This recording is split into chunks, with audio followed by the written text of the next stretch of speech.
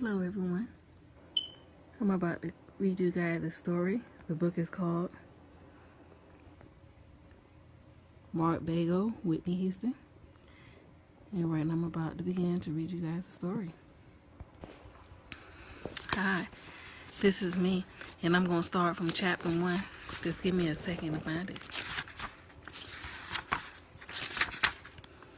And I'm going to read it all, just, to try to, get something going. Now, this is chapter 1, and it's called Whitney Famous Family. It is September 1st, 2009, and it is a warm summer day in New York City's famed Central Park. In the Ramsey Playfield area of the park, a huge concert stage is set up with the backdrop of Manhattan skyscrapers behind it. Since 11 p.m. the night before, people been waiting in line to be the first ones to face the stage and follow the following morning. It is a free concert by someone who was once beloved, disappeared for a while, but is now suddenly back in the public eye. She is someone whom the public first fell in love with in her early 20s. Now, 25 years later, she is back and eager to show her fans how she looks and how she sounds. Her name is Whitney Houston. If you have a good vantage point in Newark, New Jersey, on a clear day, you can look across the Hudson River to the east and see the towers of New York City. It was in nearby Newark that Whitney Houston was born 46 years ago.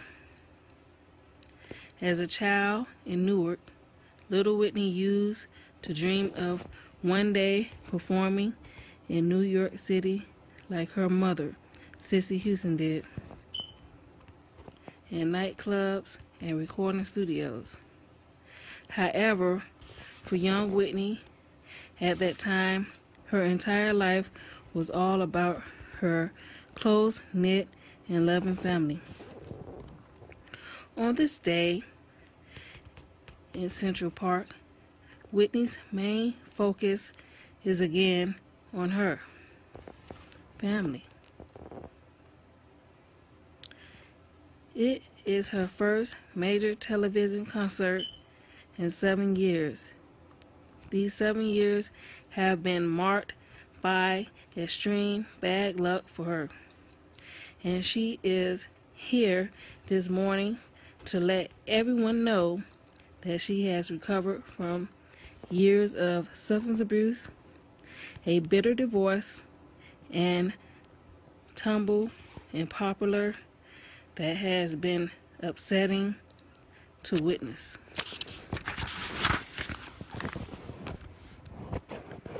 Not only have 5,000 fans assembled to witness today's return of the beloved music legend, they are here to celebrate her career and her talent. However, there are two key figures in her life who are more important than all of the others.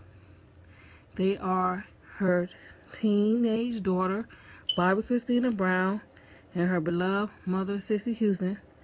They are both here today to cheer Whitney's return to the stage. Throughout the majority of her life, Whitney has been all about the members of her family. They have protected her. They raised her, they fought with her, and they instilled her with the incredible talent and drive that originally made her a star.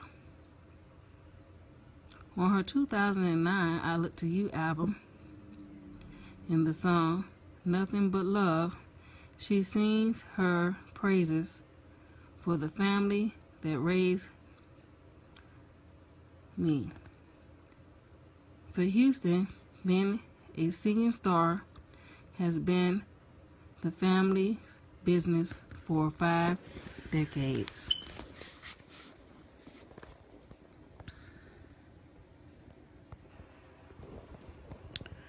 When she began singing professionally as part of her mother's nightclub act in New York City, people didn't say, "See that girl with the big voice?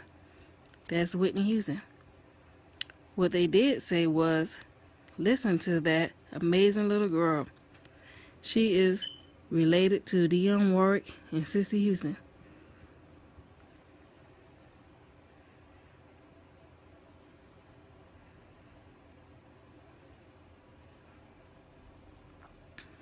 Just give me a second.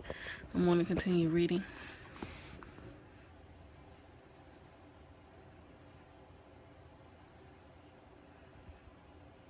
On this triumphant day in Central Park, people have not showed up just to witness the return of Whitney Houston. They are coming to see something much more. They are here to see and to hear the latest chapter of the Houston Warwick family legacy of singing stars. And what a history it has been. To fully examine the whole Whitney Houston story, one has to know about the strong music legacy that preceded her. She comes from a very famous and very talented family, particularly her first cousin, Dionne Warwick, and her own mother, Whitney Houston. Interestingly enough, their lives and their career have been intersected several times through the years. Sissy has sung on several of Dionne's albums, and it was through singing with Sissy that Whitney was first discovered by Clive Davis. With Dionne's encouragement, in the 1990s, Dionne and Whitney finally teamed up for a duet recording on Arista Records. Furthermore, Whitney's godmother is none other than the Queen of Soul, Aretha Franklin herself. Sissy has sung background vocal on several of Aretha's albums, and Whitney and Franklin also recorded a duet together. In addition, Dionne's youngest sister, Dee Dee Warwick, had hit records of her own.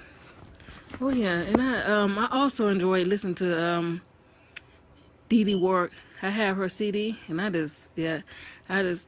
love those songs. She was a very good singer. She is deceased too, but she could sing real good. I just love listening to Dee Dee Warwick.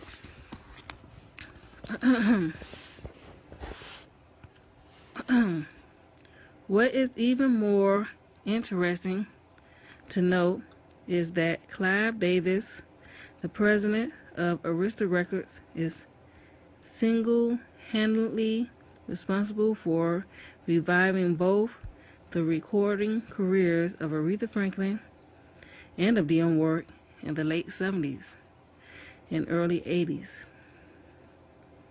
By the time Whitney Houston was signed to artist Clive had already brought Warwick and Franklin back to Grammy-winning hit-making status. Multi-talented Dionne Warwick has had one of the most illusionist singing careers in show business. Although today an entire generation knew her mainly for the 1990s infomercials about the physics friends Newton. Her classic recording made her one of the most defining voices of the 1960s, the 1970s, and beyond. In many ways, Whitney's early career directly mimicked the ballad singing success of Dionne's heyday of hits. Yeah, that was real great. I'll just also be finishing some more of this book a little bit later.